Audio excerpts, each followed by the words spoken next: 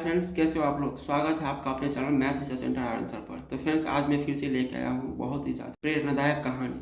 शीर्षक का नाम है बेटे और पिता की कहानी। तो चलिए बिना वक्त गवाए कहानी को शुरू करते हैं। पिता एक ऐसा शब्द है जिसके बिना परिवार अधूरा है। अक्सर हमने देखा है कि बच्चे अपनी माँ से हर बात शेयर करते हैं और माँ इसके बदले में बहुत सारा प्यार देती है। लेकिन हमारे पास एक शख्स ऐसा होता है जो हमें छुपकर प्यार करता है। वह अपने प्यार को कभी नहीं जताता। शायद यही कारण है कि हम पिता के छुपे प्यार को देख नहीं पाते। पिता अपनी इच्छाओं को मारकर बच्चों के सपने पूरे करने के लिए दिन रात मेहनत करता है और उनको खुश देखकर ही खुश हो जाता है। पिता की सारी खुशियाँ परिवार से शुरू होकर परिवार पर ही खत्म हो जाती है। तो आइए पिता के छिपे प्यार को उजागर करती एक नई कहानी पढ़ते हैं। एक छोटे से घर में एक सामान्य वर्ग का परिवार रहता था जिसमें माता पिता व 2 बच्चे रहते थे। उन बच्चों का नाम क्रमशः रेखा और रोहित दोनों ही कॉलेज में हमेशा प्रथम आते थे। उसकी माँ घर में सिलाई का काम करती थी। वह पिता की एक किराने की दुकान थी। दोनों ही कड़ी मेहनत के साथ अपनी गृहस्थी सामान्य तरीके से चला रहे थे। रेखा अक्सर पढ़ाई के साथ साथ अपनी माँ की सिलाई के काम में मदद करती थी। रोहित अपनी पढ़ाई खत्म करने के बाद अपने दोस्तों के साथ घूमता रहता था।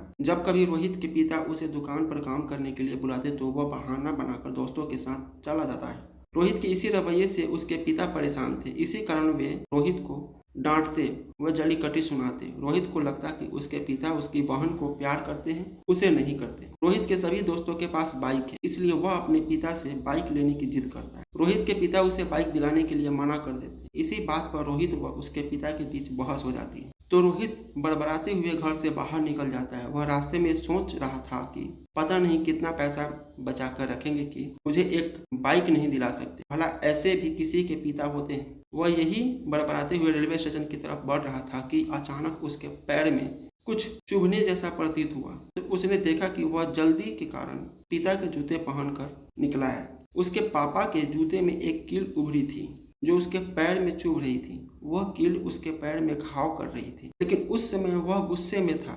वह बड़बड़ाते हुए आगे बढ़ गया। जैसे ही वह रेलवे स्टेशन पहुंचा तो उसने अपनी जेब में हाथ डाला तो उसे याद आया कि वह अपना पर्स तो घर पर ही भूल गया है। अब वह बिना पैसों के कैसे जाएगा। कुछ देर स्टेशन में बैठने के बाद उसके दिमाग में एक ख्याल आया कि वह चुपके से घर जाएगा और पैसे लेकर यहाँ से चला जाएगा। रोहित वापस अपने घर में चुपके से गया और अपने पिता के कमरे में घुसा तो उसने पैसों के लिए अपने पापा की अलमारी खोली तो उसकी नज़र वहां रखी एक पिता की डायरी पर पड़ी जिसे वे किसी को छूने भी नहीं देते थे। रोहित के खुरपाती दिमाग में उस डायरी को पढ़ने का विचार आया। रोहित डायरी लेकर वहीं पड़ी कुर्सी पर बैठ गया। उसने सोचा तो ये खजाना छुपा रखा है। जरूर इस डायरी में ये लिखा होगा कि किससे कितने पैसे लेने हैं और किसे कितने पैसे दिए हैं। लेकिन वह गलत था। जब उसने डायरी का पहला पन्ना खोलकर देखा तो उसके चेहरे के सारे भाव गायब हो गए, क्योंकि उस डायरी में वैसे कुछ भी नहीं था जैसा कि वह सोच रहा था। उस डायरी में उन पैसों का हिसाब था जो उसके पिता ने अलग अलग कामों के लिए लोगों से उधार लिए हैं।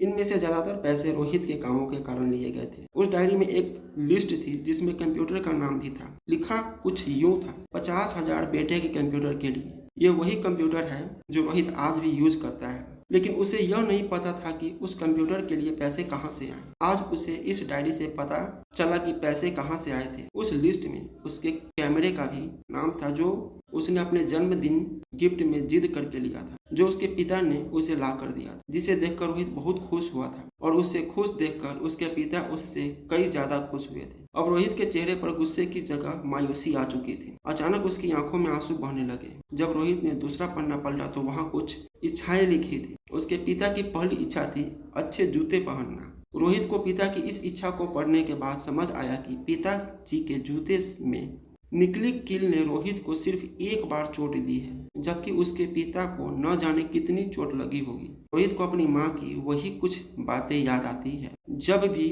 उसकी माँ पिताजी को नए जूते लेने को कहती थी तो रोहित के पिता अक्सर यह कहकर टाल दिया करते थे कि उनके जूते तो अभी और चलेंगे। तभी रोहित ने डायरी का अगला पन्ना पलटा तो देखा कि वहां पर कल की तारीख लिखी थी। तारीख के नीचे लिखा था 50,000 रुपए बाइक के लिए। जब रोहित ने यह लाइन पढ़ी तो वह सन्न रह गया, जैसे रोहित का दिल और दिमाग स्थिर सा हो गया हो। अब रोहित के मन में कोई शिकवा गिला नहीं बची थी, बस उसकी आंखों से आंसू बह रहे थे। अब वह जल्दी से कमरे के बाहर गया।